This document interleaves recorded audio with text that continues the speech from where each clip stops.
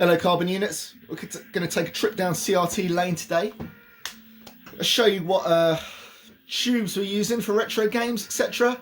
A little bit about the setup, a little bit about each screen, where we got them, etc. And if they're any good, if you should keep an eye out for these. Is there a reason why I've got loads of screens? Well, just like them. There's a fear, I think a lot of us are in the same boat, thinking that these screens are going to pop at some point. The experts out there who are willing to prepare these sort of things, you can still find them, but you know, they're getting less and less. The parts are getting more scarce, you know, and if the tube goes, you're just done, basically. So it does, unfortunately, become a little bit of a hoarder's paradise these days, but it gives you a bit of variety as well. If you follow my Scanline Dream Instagram channel, which you absolutely should, which basically gives you close-up screenshots of scanlines from various retro games, I like to spread it about various screens. You know, we've got the pro monitors, we've got the high-end, if you want to call it that, consumer monitors, and some not so high-end ones. You know, there's a good range. One thing you don't need to do is spend a lot of money. Bide your time. You can find, there's great bargains out there still.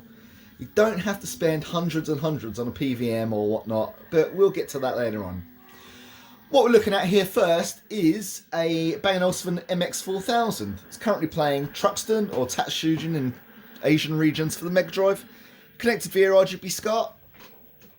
Definitely one of the more popular brands, or actually one of the more popular screens for retro gamers, particularly in Europe. As it goes, people say that these often used Philips tubes, and they did, and that's not a bad thing. Philips, definitely from my experience, one of the best consumer brands for TVs from this period. So that's no bad thing, and these look great.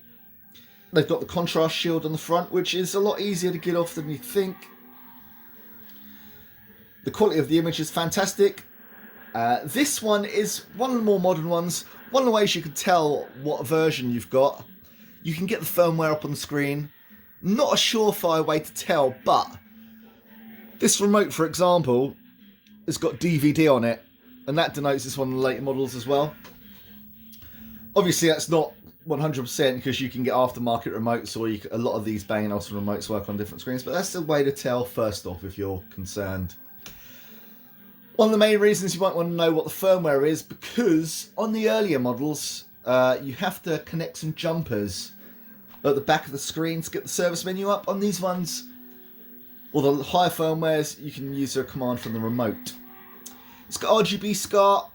Over the SCART, you can put RGB, S-Video and composite. The S-Video is pretty handy because you can add sound as well. It does have a dedicated S-Video port, but just beware, if you use that, you're going to have to use an external sound source. But you can get around that by using it through the SCART port with an adapter. This, fortunately, does have the snazzy Robo stand.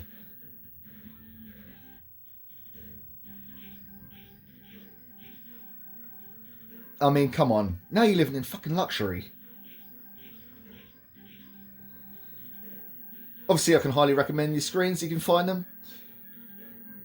I've got two of these. One was 50 quid, one was 15 quid. So that shows you. And those are in the last year. I think I've got both, actually. So that goes to show you, you know, not everyone is listing these on eBay or Facebook Marketplaces. Great for retro gamers! You know, you can pick up the bargain still. So yeah, hope you enjoyed that one. So this is really the main piece. Definitely the highest quality screen. Like we mentioned before, you don't have to go out and get a PVM, or let's just use that as a byword. I know that's particularly for the Sonys, but it's also a catch-all for professional video monitors or broadcast monitors. This did come out of a broadcast environment. This came out of the BBC Wales. This is a Barco CVM 3051. Definitely the most high quality screen that's in the selection here. The contrast may look a little bit washed out. We've got a light directly above us, but this is absolutely fantastic. Let me see if I can turn the light off for a sec. So that's a bit better. Pardon the line rolling up the screen. That's just because of the refresh rate compared to what my phone's expecting. Yeah, so Barco, superb brand. Really up there with the Ikegamis and the Sonys. In fact, I've had an Ikegami. I've had two, and I preferred the Barco to those. Very similar in quality. It was just feature-wise, I preferred the Barco. Input-wise, you've got RGB over BNC inputs. You've got S-Video and Composite. Really, obviously, the best picture you're going to get is over RGB, like I'm displaying here from a Neo Geo AES, playing Mutation Nation. In the menu, the geometry controls are pretty easy to use. It's not too bad. Fantastically high quality. You are going to have to think a little bit harder to try and get something like this. Obviously, CRT forums, YouTube are going to be full of displays like this. They absolutely are the highest quality you're going to get. You can't deny it.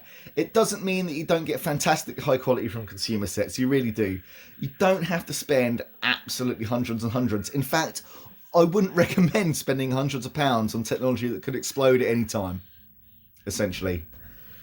You know, if you can find one for a decent price, you're happy to pay under 100 quid, it's got to be. You don't want to be spending £400 on something that's going to pop. If you can get that, then brilliant. But if you don't worry about it. Find a Sony Trinitron. Fantastically high quality, but bear in mind that the professional monitors are the best quality, aren't they, of course.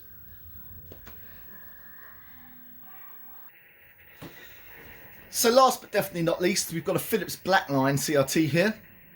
It's not a widescreen, it's just a 4:3 screen that's been flipped on its side. Reason being, as you can see Battle Garega here, being spat out by a Sega Saturn.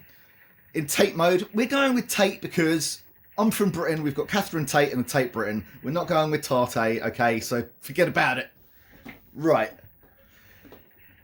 So Tate mode. Around the 5th generation of consoles, PlayStation, Saturn, you started to see these. I believe there was one Super Famicom game, Niche Bitshu Arcade Collection, that allowed for this orientation.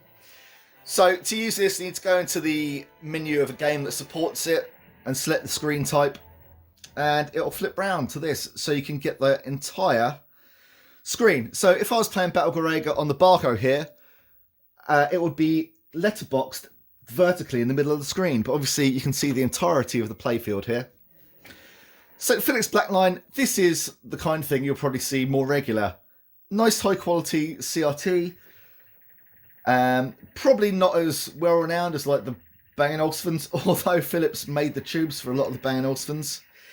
Definitely try and find a Philips if you can. Highly recommended. And also, but one thing I would recommend, the Barco and the Bang Olufsen did not like being flipped on their sides. That's why we've gone with the Philips.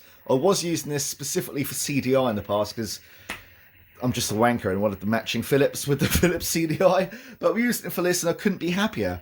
You know, you've got this entire playfield. It's a highly immersive experience. It's fucking brilliant.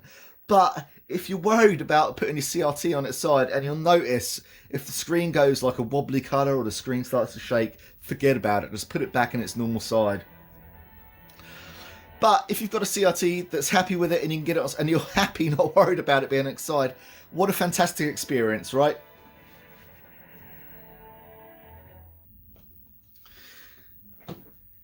Strangely low, one thing about this Philips, it doesn't like an NTSC input over composite or AV. Not a big problem because you probably want to go with RGB. But just of note, the Bang Olufsen, that can take an NTSC signal, so can the Barco. Strangely, the Philips can't.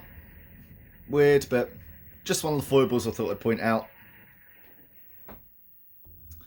But when it comes to using RGB, it goes out the window, obviously. You know, RGB is a direct input, it doesn't rely on your TV system, so you won't have any problems. One thing I thought I would note about the professional or the broadcast monitors like this is a lot of them will not come with internal audio. Some do, so you're just going to have to check specifications, but a lot will not. So you'll have to find some sort of external audio solution. Here we're using a Roland CS30 stereo micro monitor. Look how discoloured that is. Horrible, right?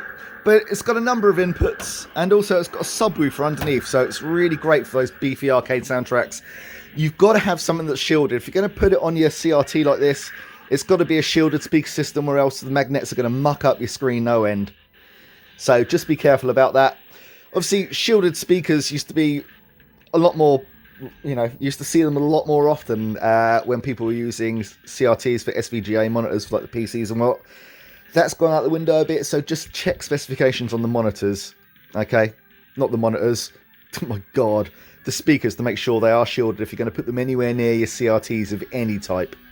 So carbon units, I think that's going to do it for now. There are another 5 or so CRTs to look at. We've got some smaller options, some TVs, some monitors, some vintage, but I think we'll save that for a part 2.